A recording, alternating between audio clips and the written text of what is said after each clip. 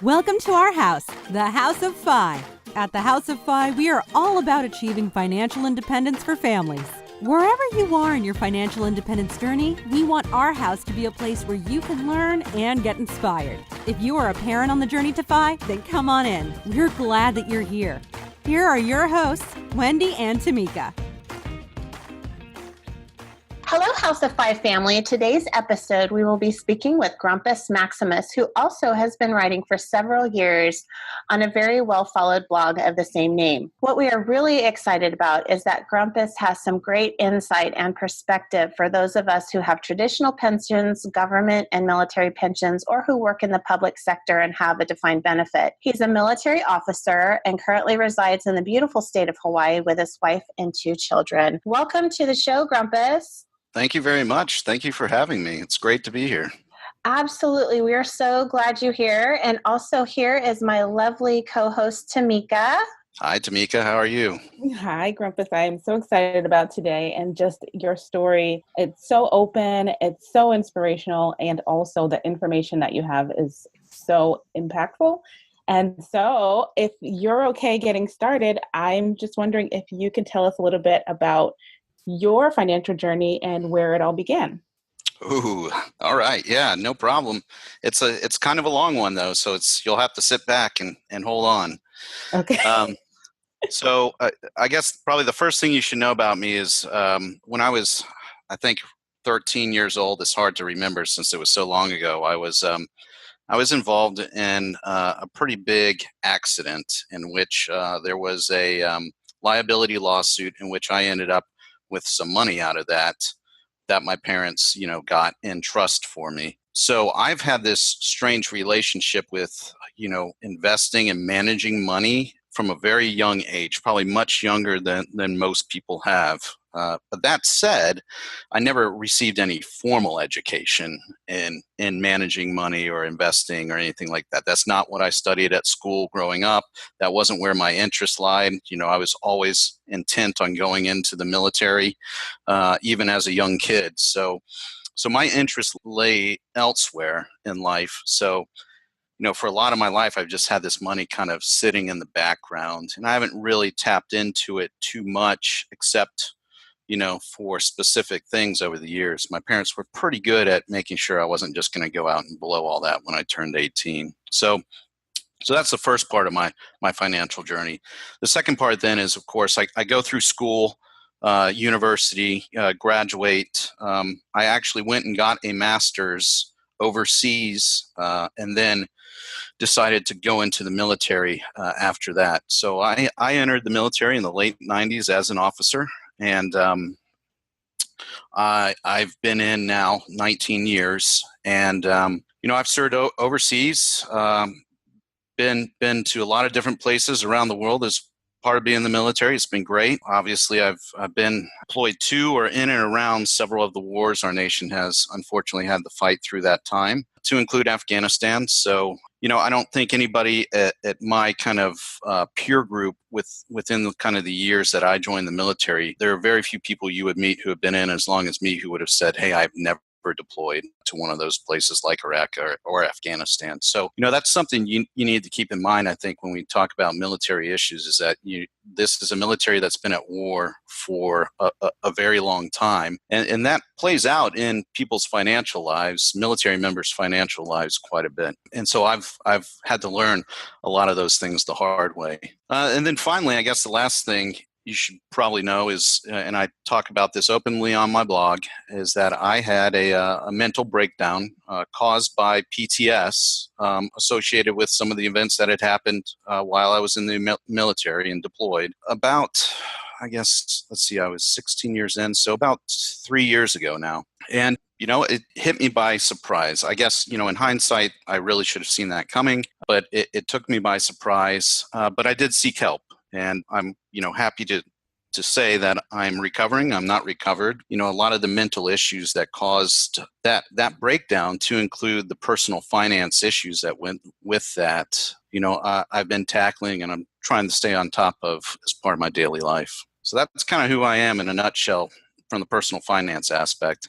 Well, thank you so much for sharing, especially that last part. We appreciate so much your transparency about it, and it is so extremely vital to talk about it. You know, as a criminal defense attorney for 16 years, we saw that. We saw that a lot. We saw a very big increase in current and former military who suffering through post-traumatic stress and would turn to alcohol, would turn to or have mental health issues that were untreated. And unfortunately, we saw them in the courts. And so much so that in Arizona and Phoenix, they instituted a military bench where that's where we specifically routed our military cases to, because there was a recognition that this is a specific population that is dealing with something so significant. And so just the fact that you're so transparent about it and talk about it openly on your blog I think it's so needed. And again, we just appreciate it so much. Yeah. And again, in hindsight, I guess it just seemed like a natural decision since, I am blogging under a pseudonym. I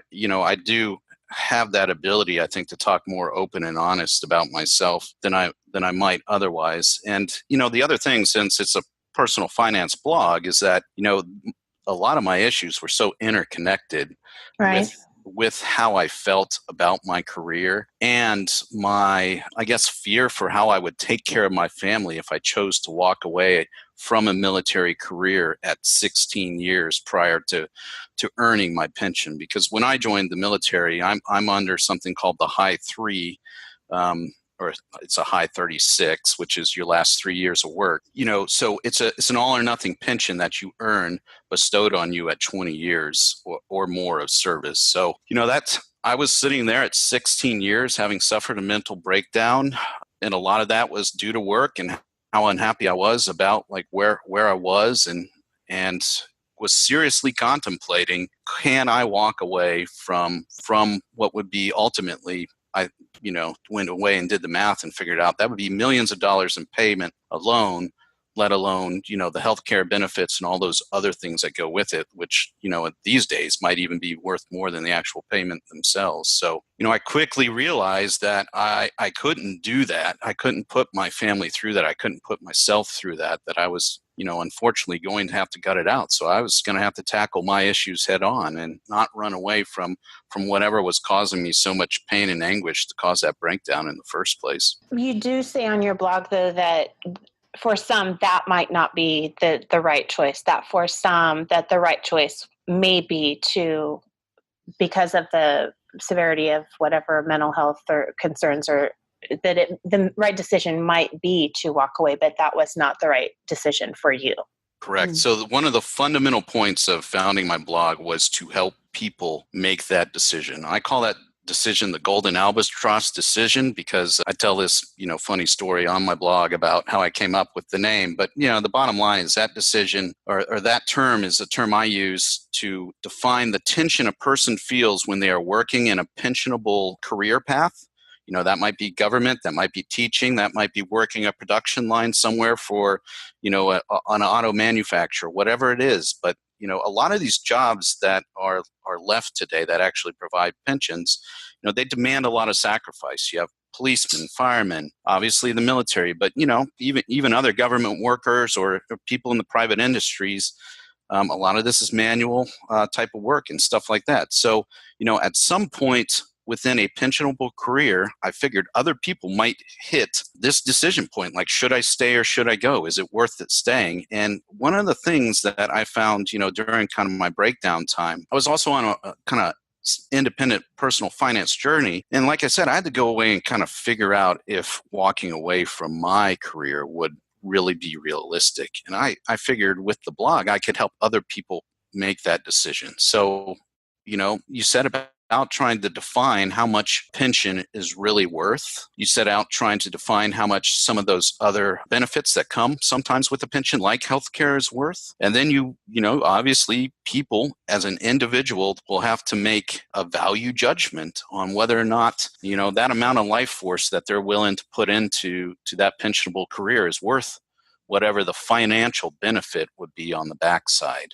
And for me, I was sitting there thinking that 4 more years is worth it ultimately, and that I could gut it out. And to be, in fact, when I really started to run the numbers, it was a non-decision. It was like, this is stupid to walk away. Instead of running away from a career that obviously is taking a toll on me mentally, let's try and get some mental help. Let's figure all this out. Let's figure my other issues out and see if I can get some water under the bridge on some of these issues in order to finish out my career strong instead of kind of limping across the line, so to speak. But yeah, that's one of the fundamental principles of my blog is like, I had to go through the process. There is a process, to figure out how much a pension is worth. And, then the individuals can then make that value decision for themselves and their families. This is so important. I work a job where there's a pension offered after 10 years. And I actually was in the military too. As a nurse, I worked for a cache in Massachusetts. And I ended up leaving because the prospects of staying for more than the majority of the time, it was a little bit too much for me with the growth of my family at the time. Yeah, I absolutely understand. Yes. And so I see what you're saying. You're at 16 years and it's based on the top 3 years, the average probably, and a percentage of that, or however else it is. And when you multiply that by the 25 or 30 years that you will hopefully live, it is millions of dollars that they'll pay. Plus, like you said, those healthcare benefits that everyone in the FI community seems to be trying to figure out how to cover. Yeah, exactly. I actually have a coworker who just left our school. She was a teacher I'm a school nurse, but she was a teacher for about 4 years and had about 6 years to go before reaching her pension. And she didn't mention it before she decided to leave. But that first step of finding out what you're walking away from, the value of that is such an important one. And then there's the mental health of it. If you're burnt out, it's just wonderful that you were able to find other ways to keep your mind healthy and keep the energy up to get through the 4 years that you still had to go. Yeah, so it is, I won't lie, it's still somewhat of a daily struggle. I don't have it all figured out myself. There's there's still potential I could screw this all up, but I think I feel on top of my issues a lot more and a lot better now that I've even started this blog and can just write about my feelings and interact with other people who feel the same way, and to know like, hey, this is not an abnormal feeling to have somewhere throughout a career. Like, hey, is this question of, is it really worth it? That is not an abnormal feeling. And so it shouldn't be such a life changing event to where someone would have to go through a mental breakdown like I did to get to the other side. And the second thing I would say is, if you had talked to me even 12 years into my career, I was still extremely gung-ho. I was AJ all the way, I was gonna do more than 20. But, fast forward 4 years, mental breakdown included, deployments, even more deployments than what I had already done. And I felt completely differently, which is, I guess, a long way of saying you never really know what's going to happen in your life. And you never know when that moment is going to come that you have to make that value judgment. And so, I would like to think that at least one of the things I am helping people to do is just define better from a financial and numbers aspect, but also from a mental aspect of what is worth and worth it to them, right? So what their pension is worth, that I think is we can get to a fairly objective number.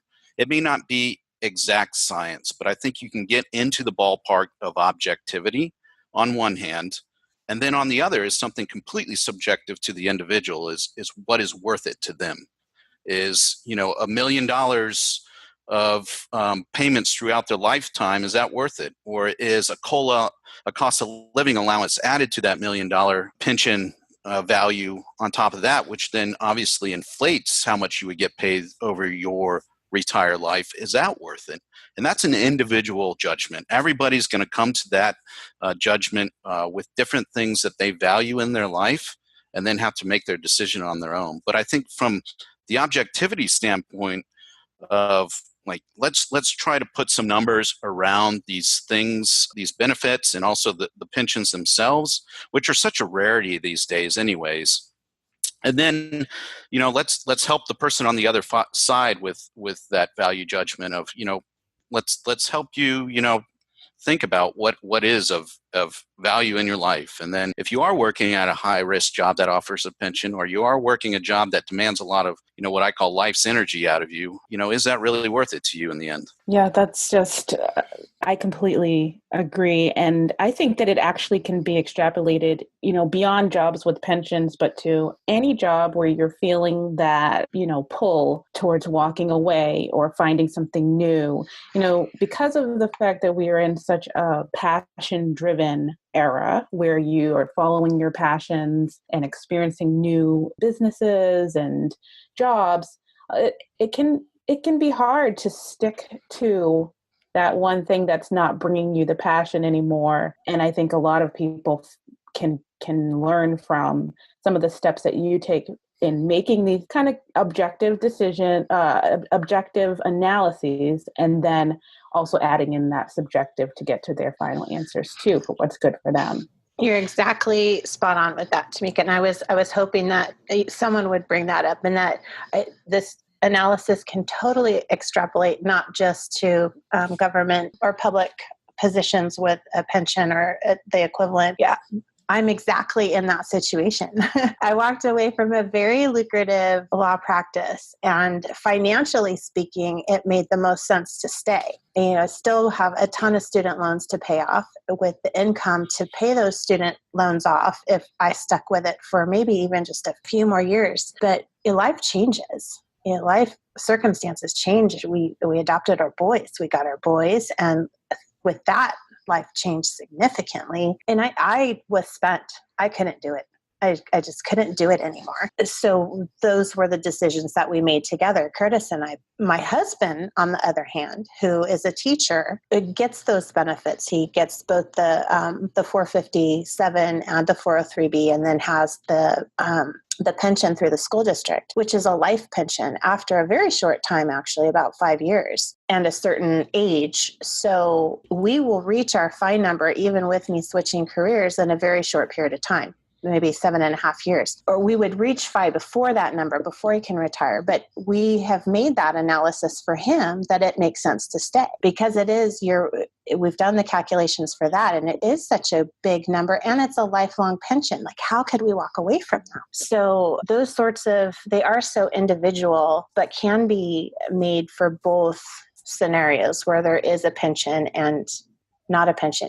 I think had I had a pension with my law practice or some other sort of golden albatross, maybe I would have stayed. I don't know, but it certainly would have made the decision different. Yeah. So it's those are all great points, and it's important to remember the financial independence community, maybe rightly so, comes under a lot of criticism for a lot of things. But at the end of the day, the flexibility that seeking financial independence provides you in being able to better approach those life decision points, I think that just really can't be beat. And obviously, Jim Collins has come up with the term FU money to express what, kind of that flexibility can give you if you do it right.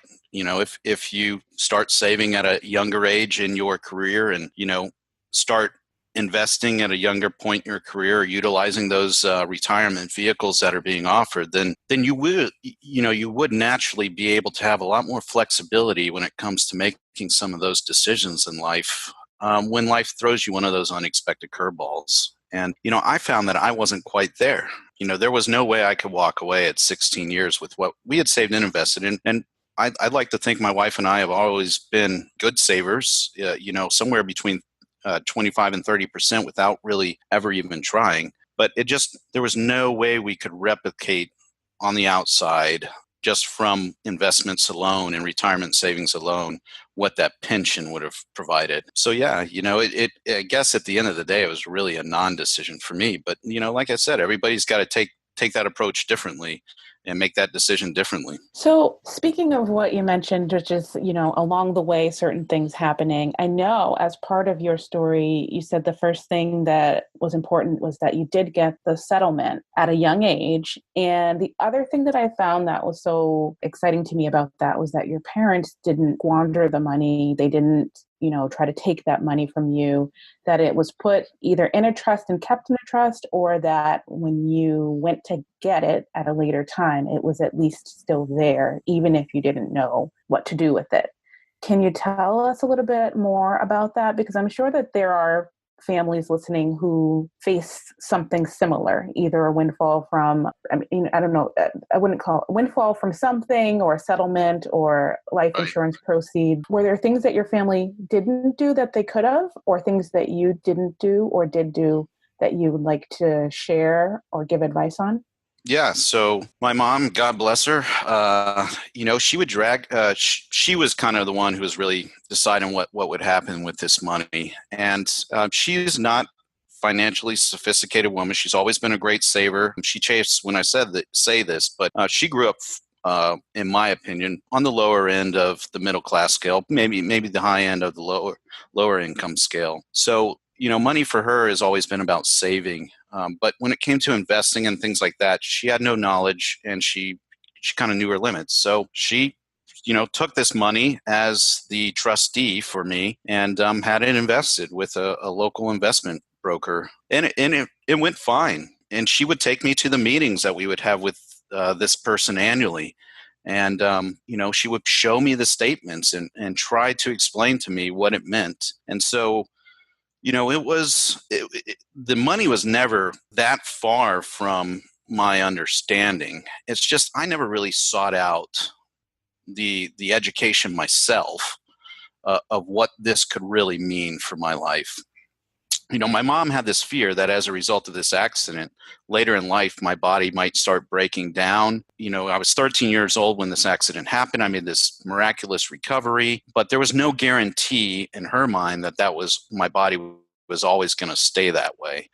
And so she wanted that money to be there for me later in life as like the final backup for if something started going wrong with my body and just kind of medically with me. So, she knew and understand enough about money to know that the only way you kind of grow that value is to have it invested. And so again, like she did her best to try and educate me as much as possible, but I just really never took that upon myself to go that next step. And so even through my early 20s and then into my 30s, I had never really taken the time comprehensively to educate myself with this money. It had been ingrained in me enough by my mom to know that this money was there as a backup. So there was only certain things I would spend it on. So even when I turned 18 and got the money in my own name, it's not like I went out and bought a brand new car and blew all the money. And it's not like I went out and blew all the money on going to an expensive university or anything like that either. I mean, there was always some modesty in the back of my mind that I guess I inherited from my mom on what this money would be used for. So there were like very specific things along the way. Like, I used it to help pay for part of my my master's program before I entered the military, which turns out to be one of the best uses of that money I've ever put to use. And then, unfortunately, like I used part of it to create a down payment on a condo in Southern California after I joined the military and after I got married, right before the height of the housing market. Fortunately, the down payment was big enough that, I was still able to weather that storm, and we still own that condominium and rent it out now. It has not turned out to be the best value for investment that I ever made with that. And a lot of that goes to my own darn fault of never taking the time to educate myself on opportunity costs and how much more, money invested in the stock market can return versus thinking of your house as an investment and things like that. So it has not been mistake-free along the way at absolute terms, but that money has helped me and continues to be there for me if I need it. I want to switch gears just a little bit. Could we talk about, and obviously you're not a financial professional, but could we touch just a little bit about the various retirement accounts and pension accounts that are out there that might still be available to people so that they can know what to look for? Sure. Yeah. So, I think the best way to start is let's define what a pension is. Everybody throws out that word, and it has different meaning for different people. But I try and state it routinely on my blog that when I talk about pensions, I'm talking about a defined benefit pension of the type that when you work a certain number of years for a company or for a government, they're going to pay you in perpetuity some sort of payment after you retire. So that's typically what a defined benefit pension is. And those are becoming more rare these days. Pick up a newspaper or Google it, and you can see the downward trending statistics, at least here in the United States, of the fact that defined benefit pensions are really going away. Certainly in the private sector. Public sector is kind of the last holdout in the U.S. of that. But I think the last time I looked, you're talking under 8% of companies now in the private sector actually provide defined benefits packages, so a pension package. But for those who have access to it, it can be a fairly powerful thing, as we already talked about, especially if it comes with other benefits connected, like a cost of living allowance or health care or any other number of things. Sometimes insurance can be connected with it, life insurance and things like that. So it can be this powerful financial instrument in a person's life. So it certainly would make working in a job that provides a pension potentially worth it. But that's what I mean when we're talking about pension, especially on my blog. That's what we're talking about, is a defined benefit pension. Now, some pensionable jobs, like teaching specifically, public education, if you are a teacher somewhere, also offer defined contribution plans, which are, more akin to a 401k, but specifically if you are teaching in the public sector, you would have access to a 403b, and then you would potentially also have access to a 457 plan. And those are two tax-advantaged, non-qualified tax-advantaged accounts, very much act like 401ks in a lot of ways when it comes to, deferring the taxable payments until you withdraw the money in retirement after you reach a certain age. But they do come with some perks as well. There are some different ways they are treated from a 401k that allows you to get access to your money sooner. So there's an advantage, even if you are in what might be considered a lower paying job because you've taken a job in the public sector that offers you the pension, so you'll get better compensated on the back end potentially for working one of those lower paying jobs on the front end. But if you can manage to save on top of that throughout your working career, you do have two other potentially powerful defined contribution investment vehicles to invest in the form of the 403b and the 457. Now, in the military and in federal work within the U.S., there's also the thrift savings program, which is basically the federal version of a 403b. Up until recently, for military, it did not act like a 401k, and whereas the government did not match contributions.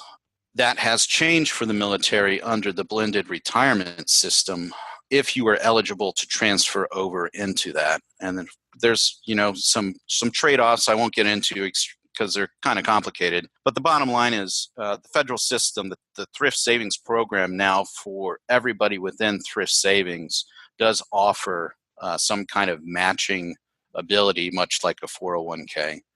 And of course, then there's the Roth option versus the traditional option within thrift savings as well that you can tap into depending on whatever your tax situation is. And then outside of that, you might have access to a health savings account, although that wouldn't necessarily be offered through your plan. That would just be something you might be eligible for depending on whatever the healthcare status was of your healthcare plan. So if it was a high deductible plan, then you could potentially be eligible for HSA as well.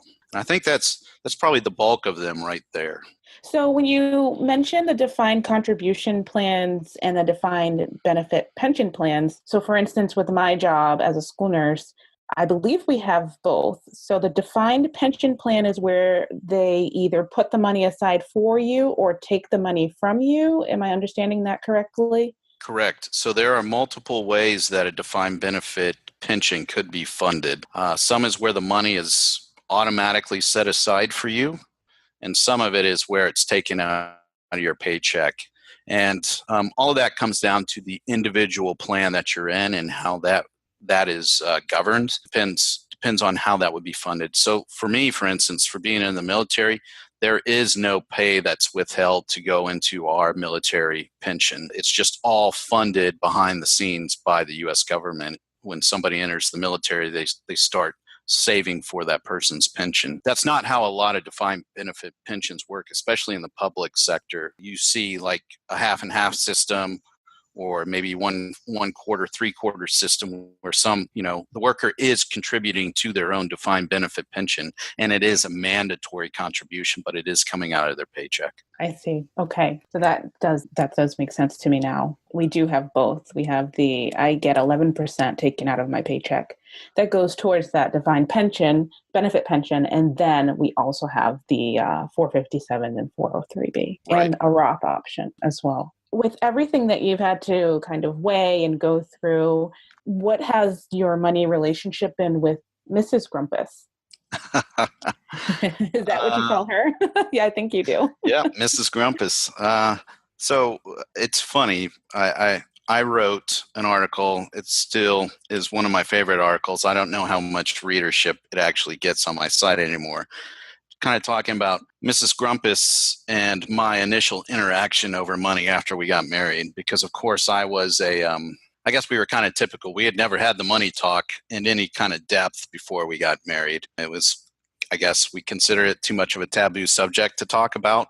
After we got married and we started combining our finances, it quickly came to light that Mrs. Grumpus had quite a bit of credit card debt and student loan debt. What I considered, I guess, maybe in hindsight, it's not that much, but it was roughly around $10,000. And so, oh, that's nothing. Yeah, right. But for me, who had always been a saver, that was kind of a shock. And I didn't necessarily handle it that well because I just went off and created a plan to get that debt paid off. And I didn't involve her in that process whatsoever. I just came back and said, here's your plan. This is what we're going to do. Oh, I can imagine that didn't go well. No. That in hindsight. And so then that became like the basic foundation of our money relationship, right? And within that article, I think I came to this understanding these days, how that was perceived by her back then was probably like, this is what you need to do, woman. And the man has sorted it out and let's get on with it. A lot of that had to do with tracking our money more closely, getting the debt transferred off the credit cards and then, paying off a lower payment loan and stuff like that. I mean, it was all easily knocked out once she started working after she immigrated to the U.S. But I created such bad blood in the water about personal finances between Mrs. Grumpus and myself over that episode that it has tainted our money relationship for the rest of our marriage. Yeah, it's tough. And I think we have a better relationship about how we track our finances and how we spend money. I certainly do. I think that's objectively we can show that over the years, like how much our savings has increased and things like that. Apparently, I am not the fastest learner in the book because when I finally happened on this idea of financial independence and kind of the solutions to some of the problems of my mental breakdown and stuff like that, again, I just walked up to her with, hey, this is my great new idea. And it wasn't an engagement process of, hey, what worries you about the future? And, where do you see ourselves, life-wise and financially in 10 to 20 to 30 years? There was none of that. It was, again, here's my great plan. I didn't learn from the first time around. And, she hit me with the eye and I slunk away and regrouped and realized that, yes, maybe I should have a conversation with her. And when I finally did, it was, she's used to a certain standard of living that when I told her, hey, I got this great plan based off something called financial independence retirement early, and I'm going to never work again, and we're just going to rely on my pension and our investments. I mean, she immediately translated that to, we're living in a trailer on food stamps. I didn't take the time up front, again, to understand what her concerns were. So again, it was a rocky road to getting her on board with this idea of FIRE, which is really what my goal is personally. I don't necessarily ever want to go back to working a real job when I retire from the military. Whether or not she wants to go to work, she can if she wants to, but my goal is that she would never need to if she didn't. And so once I was able to convey that to her in a much more realistic manner and show her, I didn't want to necessarily overwhelm her with spreadsheets and things like that, but once I was able to kind of just show her and say, like, this is all based off of very solid fundamental principles of investing and things like that, and I showed, like, the flexibility that would provide us later in life. I think she came much closer to the camp of she's on board with it now than she ever has been before. With that, I will say she thinks I am so institutionalized from having been in the military for so long that any idea that I have in my head of, being a stay-at-home dad or coaching baseball practice and finding fulfillment that way through a blog on the side, she thinks is a little bit laughable. She thinks I'm in for a rude awakening. So we're working through those discussions as we speak. No, I was going to say, because you're fairly close, aren't you? I am. So I just went over 19 yesterday, actually. Congratulations. Yes, that is amazing. Oh my goodness. That is awesome. My goal right now is 21 and done. Okay. And that's based off the fact that I transferred over my GI Bill late. Oh, okay. And the GI Bill, when I transferred, because there's the post 9/11 GI Bill has this option where you can transfer it to a spouse or your kids or any combination thereof of all the 36 months you earn in free education. But it takes a 4-year concurrent commitment to do that. And I didn't realize that it was a 4-year concurrent commitment. So I signed it over at 17 years in, which added up to 21 years required in the military before I can earn the right to transfer it over. Okay, because I saw that on your website and I had a question about that. I always thought that it was the 20 years and then you can transfer it. So for anyone listening who's thinking about doing that, they should do it at year 16 or before? Absolutely. And actually the DoD just put out some new guidance on transferring over. They are forcing people to transfer it over before that because they find believe it or not, the GI Bill is a recruiting and incentive tool for keeping people in, but they're finding, it's such an incentive that they don't need to offer it as much flexibility with that incentive. So they just changed the rules recently is the bottom line. So definitely make sure you understand what those new rules are about transferring over your GI Bill and make sure you hit that requirement early. And that goes to anybody. I mean, you don't have to, you can be, just 4 years in, but you should immediately sign up if you're already married and you think that you might not need all of your GI Bill, but you might want to transfer it to spouse or children. So, make sure you understand what the rules are. I did not. That's my mistake. And now I'm serving an extra year than probably what I would prefer to do. Can we back up just a little bit and just give a brief overview of the GI Bill for our listeners who are non-military, but like myself, who has an almost 17-year-old that is getting ready to graduate? And one of our conversations is the option of joining the military because he was not the best student and his options are going to be limited as far as money for college. Sure. So the GI Bill, generally speaking, is a program that was developed during World War II for all the GIs that were drafted into the military, in which at that time, they paid a little bit out of their paycheck each month, and in return, they would get a certain amount of schooling for free. That had morphed by the time I joined the military in the late 90s into the Montgomery GI Bill, which was still pretty much the same thing. I signed some papers when I first joined about 19 years ago now. And I said that they were going to take a little bit out of my paycheck each month in return for I would get up to 36 months of free schooling. And it's not just free schooling. You get a lot of other benefits that goes along with that, like a little bit of stipend pay each month, and that would help with rent and food and stuff like that. So it's a pretty good deal. The amount that they were taking out of your paycheck per month was certainly nothing compared to what you would get on the back end if you went to top flight school. And only certain schools accept that.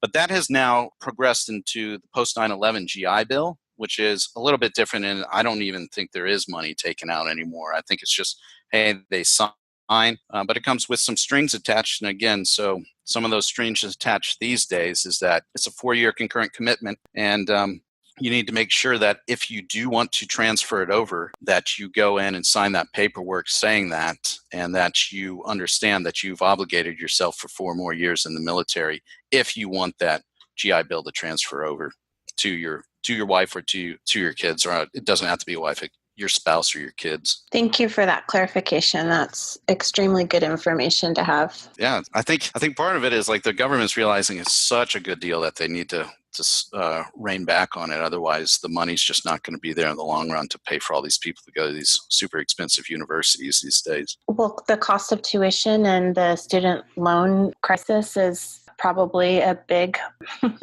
catalyst for that. Right. You were looking for options. Nobody wants to get into $100,000 debt anymore, and so we're all looking for options. So that is one option. I know it's an option for us.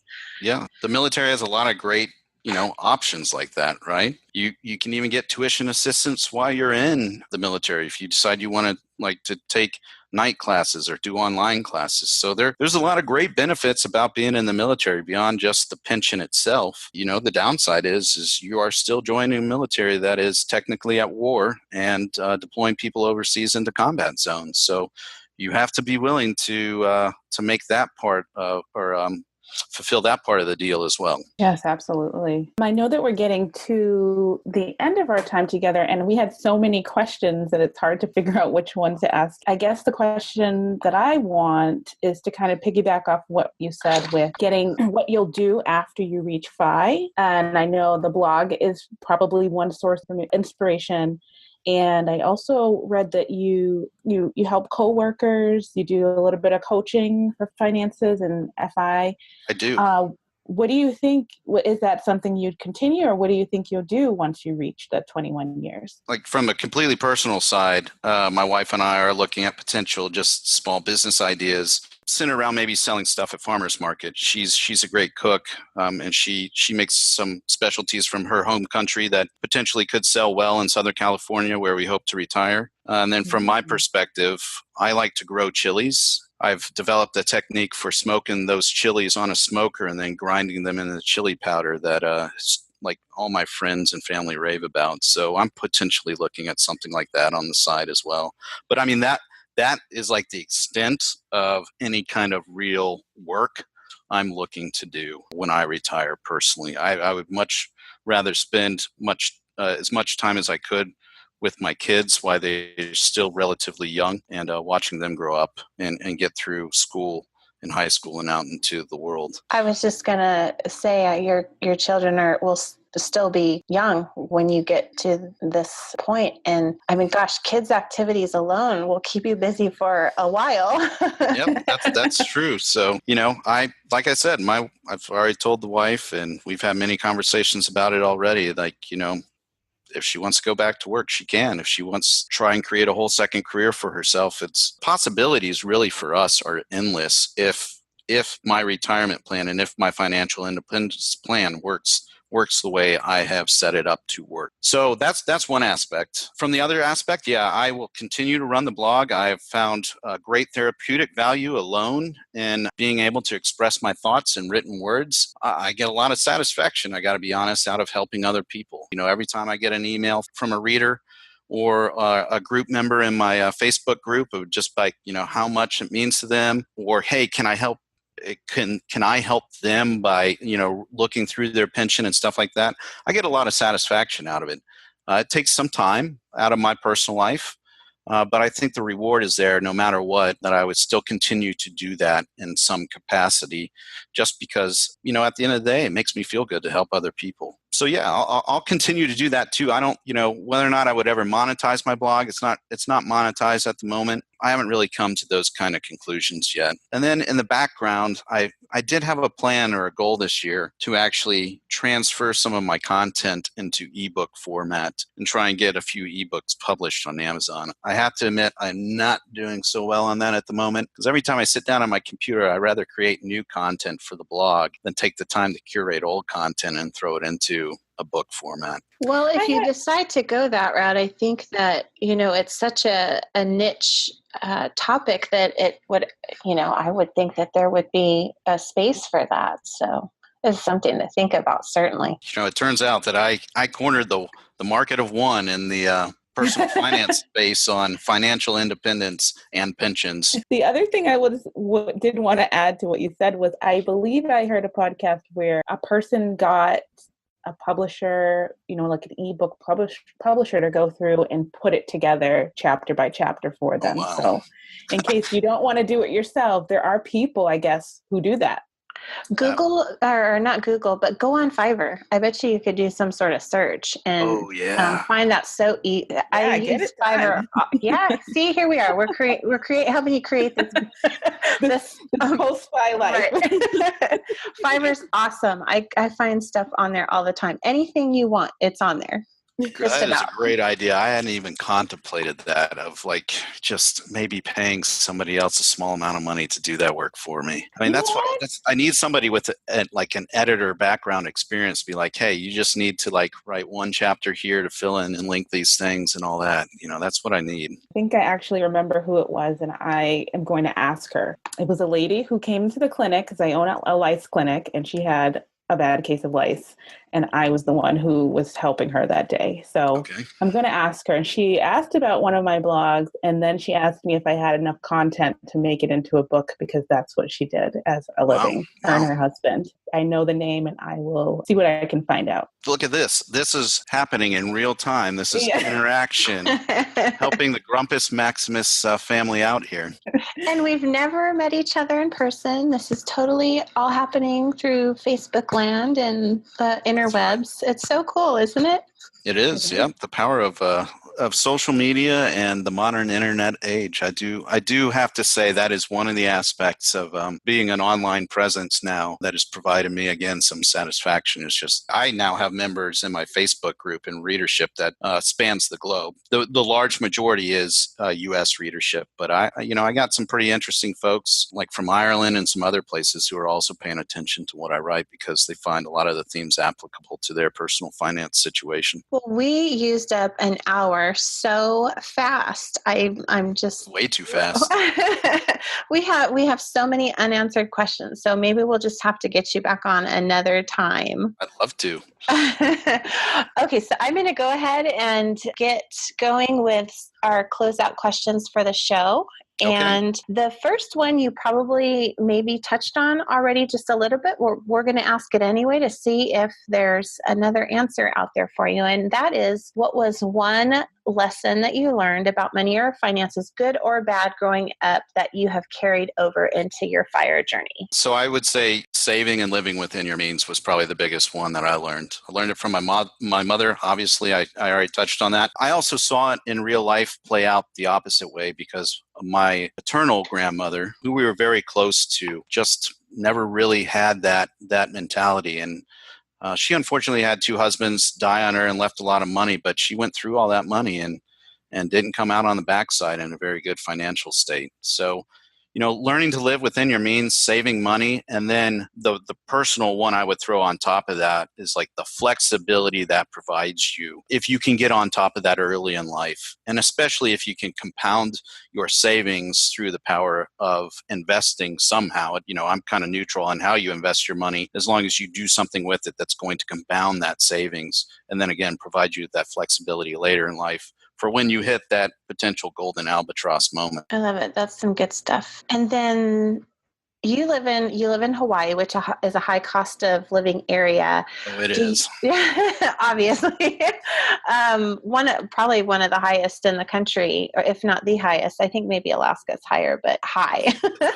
It is up there. Do you have any life hacks for any other parents out there, families out there who live in a high cost of living area? So that's a great question. And I will say that this came up in the Choose Hawaii Facebook group that I'm a part of.